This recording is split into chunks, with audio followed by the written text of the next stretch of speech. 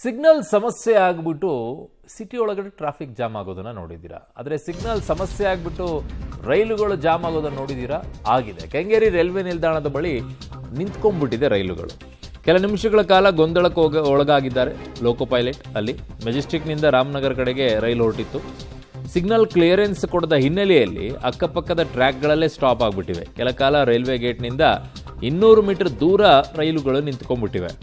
ಸ್ಟೇಷನ್ನಿಂದ ಲೋಕೋ ಪೈಲಟ್ಗೆ ಮಾಹಿತಿಯನ್ನು ನೀಡಿದ ಬಳಿಕ ಸಂಚಾರವನ್ನು ಮಾಡಿವೆ. ಸೊ ಅಲ್ಲಿ ಬ್ಲಾಕ್ ಪ್ರೂವಿಂಗ್ ಅಬ್ಸರ್ವಲ್ ಕೌಂಟರ್ ಸಿಸ್ಟಮ್ನಲ್ಲಿ ತಾಂತ್ರಿಕ ಸಮಸ್ಯೆನೂ ಆಯ್ತಂತೆ. ಸೊ ಹಾಗಾಗಿ ಎಲ್ಲವೂ ಕೂಡ ಅಲ್ಲಲ್ಲೇ ಸ್ಟಾಪ್ ಆಗಿಬಿಟ್ಟಿದ್ವು. ಅದರ ಪರಿಣಾಮ ಯಾಕೆ ಅಂತಂದರೆ ಹಲವು ಕಡೆಗಳಲ್ಲಿ ಈ ರೀತಿಯಾಗಿ ಸಿಗ್ನಲ್ ಪ್ರಾಬ್ಲಮ್ ಆಗಿ ಆಕ್ಸಿಡೆಂಟ್ಗಳಾಗಿರೋದು ಇದೆಯಲ್ವಾ. ಹಾಗಾಗಿ ಅದು ಒಂದು ಕ್ಲಿಯರ್ ಆಗಿ ಒಂದು ಮೆಸೇಜ್ ಸಿಗೋವರೆಗೂ ಹೋಗೋದೇ ಬೇಡ ಅಂತ ನಿಂತಿದ್ದಾರೆ. ಕೆಂಗೇರಿ ರೈಲ್ವೆ ನಿಲ್ದಾಣ ಸಮೀಪದ ಲೆವೆಲ್ ಕ್ರಾಸಿಂಗ್ ಹತ್ರ ಬಳಿ ಇದ್ದೇನೆ. ಇಲ್ಲಿ ಸಿಗ್ನಲಿಂಗ್ ಸಮಸ್ಯೆ ಇದೆ. ಹಾಗಾಗಿ ಮೆಜೆಸ್ಟಿಕ್ನಿಂದ ಬರುವಂತಹ ರೈಲುಗಳು ಬಿಡದಿ ರಾಮನಗರ ಕಡೆ ಹೋಗುವಂತಹ ಇದು ಮಾರ್ಗ ಇದು.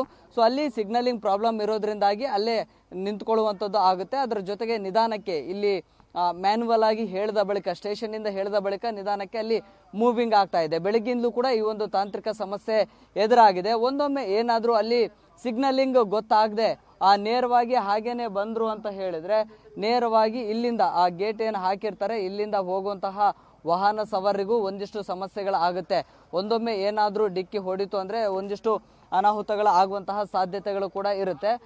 ಇಲ್ಲಿಂದ ಇದು ರೈಲ್ವೆ ನಿಲ್ದಾಣ, ಇದು ಈ ಭಾಗದಲ್ಲಿ ಇದೆಯಲ್ಲ ಹಿಂಬದಿ, ಇದು ಕೆಂಗೇರಿಯ ರೈಲ್ವೆ ನಿಲ್ದಾಣ. ಆ ಭಾಗದಿಂದ ಬರುವಂತಹ ಸಂದರ್ಭದಲ್ಲಿ ಕೂಡ ಅಲ್ಲಿ ಸಿಗ್ನಲಿಂಗ್ ಸಮಸ್ಯೆ ಇರುವಂತಹ ಕಾರಣಕ್ಕಾಗಿ ಅದೇ ಭಾಗದಲ್ಲಿ ಹಾಗೇನೆ ನಿಲ್ಸ್ಕೊಳ್ತಾರೆ.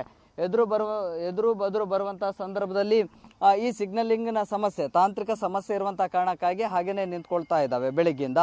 ಈಗ ಸದ್ಯಕ್ಕೆ ಅದನ್ನ ಮತ್ತೆ ಸರಿ ಮಾಡುವಂತಹ ಕೆಲಸವನ್ನ ತಾಂತ್ರಿಕ ಸಿಬ್ಬಂದಿಗಳು ಕೂಡ ಮಾಡಿದ್ದಾರೆ. ಒಂದೊಮ್ಮೆ ಏನಾದರೂ ಹಾಗೇನೆ ಈ ಒಂದು ತಾಂತ್ರಿಕ ಸಮಸ್ಯೆಯನ್ನ ಸರಿ ಮಾಡಲಿಲ್ಲ ಅಂತ ಹೇಳಿದ್ರೆ ಅಥವಾ ಸರಿ ಮಾಡದೇ ಇದ್ರೆ ಬೇರೆ ರೀತಿಯ ಅನಾಹುತಗಳಿಗೂ ಕೂಡ ಆಹ್ವಾನ ಕೊಟ್ಟಂತಾಗುತ್ತೆ.